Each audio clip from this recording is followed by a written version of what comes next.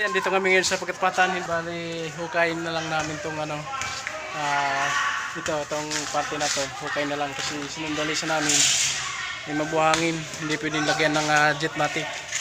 So bali naghahakot kami mga kadiskarte ngayon ng bato. Ito.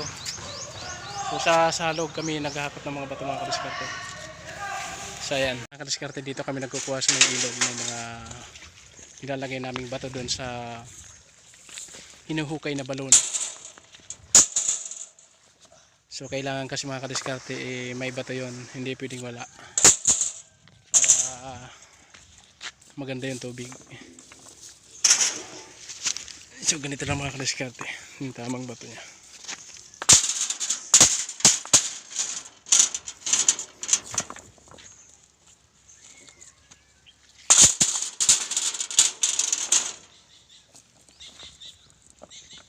Yan lang muna ang karga namin kasi mahirap yung daan mga kadiskarte. Mahirap, baka hindi kami makaakit dyan sa may ano na yan. Yan. Magputan ta, mas madudugan ka doon sa bago. Ano? Mas madudugan eh. Yan mga kadiskarte, pabalik na kami ng barangay. Paano ba ito mabidyo? Daming video.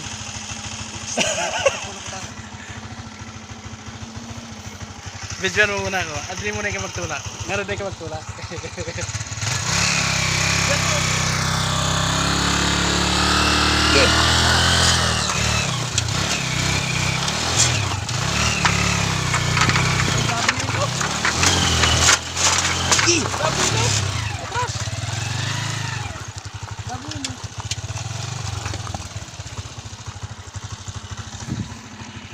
So hindi diskarte, hindi kaya umakyat. So puputulin ko muna yung video kasi walang maghawak ng camera. Kailangan magtulak para makaakyat yung motor namin. Ayan, kasi napakarami ng karga namin mga kadiskarte. Hindi ko alam kung makaakyat kami. Ayan. Nakaakyat nga kami mga kadiskarte dahil kumuha kami ng buwelo. Kaya naputol yung video. Ayan. Ito, kayang-kaya na lang.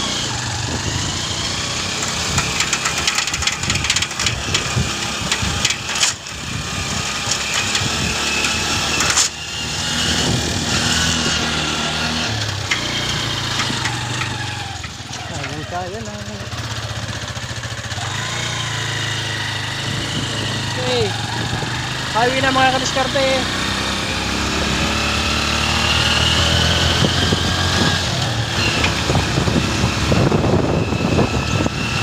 Punta na kami ng barangay kung saan yung aming ginagawang hukay.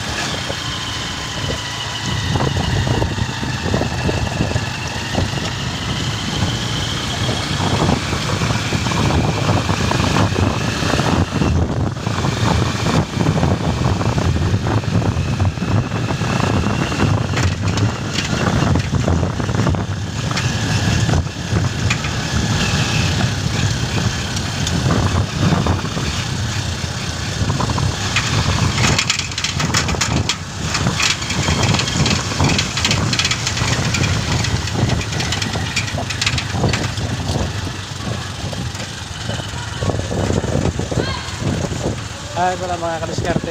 So dito namin iniimbak yung mga bato. So ayan, kung saan yung aming hinuhukay dito mga kadiskarte. So ayan, so marami-rami na mga kadiskarte. Siguro pwede na yan. Ito nga pala yung hukayin namin dito. Itong parte nyo. Dito yan sa may Barangay Pagkatpatan Health Center.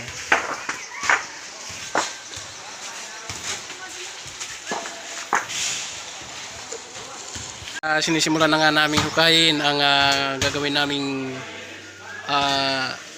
water source dito sa Pagkatpatan. Ayan. Malambot mga kadiskarte kasi halo yung lupa at buhangin. Ayan.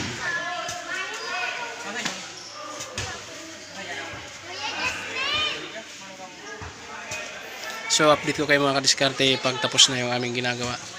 Unang ginawa namin dito mga kadiskarte, sandalisa. So nagkaroon ng problema. Hindi pwede na sundalisa kasi nalagyan ng motor, yung buhangin niya ay sumasama.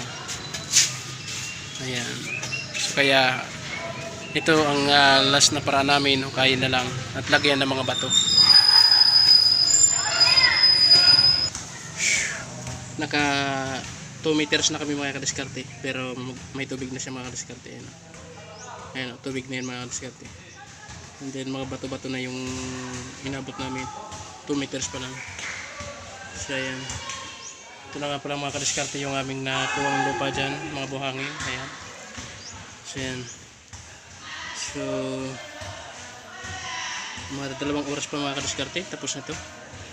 Mga dalawang metro pa, sigurado marami ng tubig yan. Lakas na yung bukal. Ayan. Ayan mga kadiskarte, nilagay na namin ng bato. Lagyan na rin namin ng kulambo yan para yung buhangin hindi pumasok. Nilagyan namin ng kulambo para yung mga buhangin hindi masyadong pumasok dyan. Kasi lalagyan ito ng electric water pump. Kailangan walang buhangin o grabita na mahigop kasi masisira yung ating electric water pump. So ito na siya. Sinara ko na yung kulambo. Dadagdagan pa namin yung bato dito si Baba. Para kasi may bato pa naman. Okay? Pero nga. So bato. Okay. Yan mga kadiskarte. Pagkasara ng kulambo, nilagyan na uli namin ng bato. Ang susunod dito mga kadiskarte yung plastic para hindi yung lupa ibabalik dito, hindi siya bababa, no? Ang plastic hindi rin mabubulok kaya plastic ilalagay natin diyan. Ayan, tingnan natin. Plastic. Bungan. Yan mga kadiskarte, ito yung plastic na ilagay natin. Ang plastic hindi nabubulok. Kaya plastic yung ilalagay natin para maganda. On. Okay.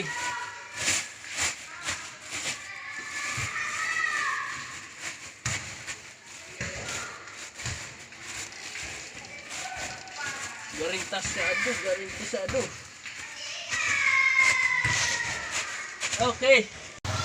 Una nilagyan namin ng balde, tapos yung kulambo, sunod bato, then plastic na mga kadiskarte para talagang maganda yung tubig, walang buhangin masyado. Ayan. Sige, tabon. So yan mga kadiskarte, binabalik na namin yung lupa sa mga nasa 150, ano pa rin siya, aming tatabunan na yun. Kulang-kulang 2 metro. Pagkatapos namin hukayin, ibabalik ulit yung lupa. Yan.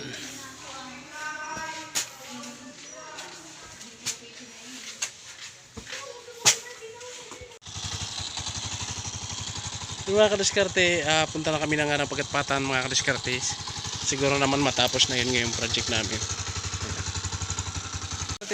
Tapos na yung ginawa namin dito sa Pagatpatan, dito mismo sa Barangay Pagatpatan, Bato, Camarines Sur.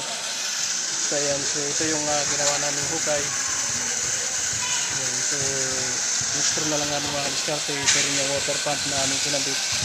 1 horsepower yan mga kadiskarte. So ang tangke niyan mga kadiskarte ay storage tank. Papakita ko sa inyo.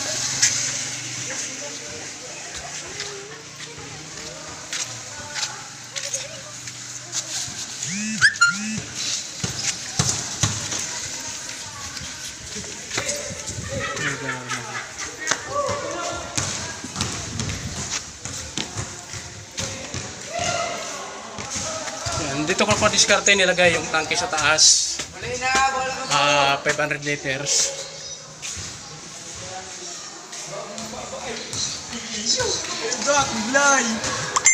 Ito yan mga diskarte.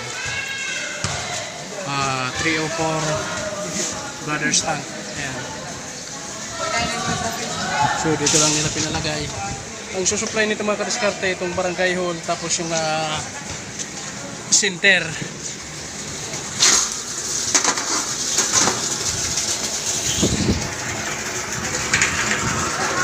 Mga kadiskarte, yan na nga.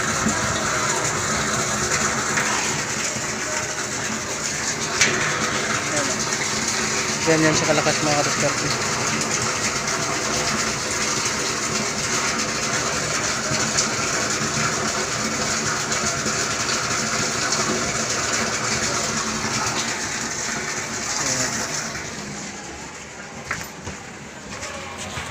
So 500 liters mga kadiskarte.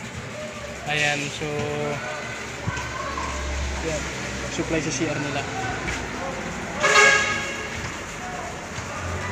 Tingnan natin mga kadiskarte yung kanilang CR kung gumana. Buksan natin, ito yung gate valve, ito yung drain, ito yung gate valve. Tingnan natin kung may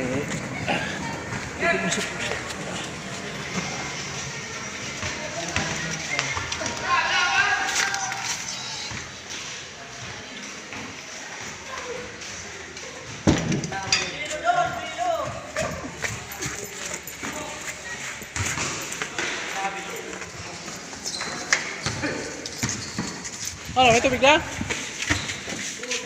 May tubig na? Ha? Ha? Tigwa na? Gilay ba? Ay! Sasabi ako. Usad lang sa may inidoro. Sasabi ba? Sa may bawol. Ako sa susunod ko masad mo. Tulo sa to center. Tulo. CR, lababo. Palibot ba ito abang? Ikinunik ko na lang ang tumin. Amo na ito. Ha? Sasabing sweet. Pagbubuhayan ko na to sweet. Bukong plug.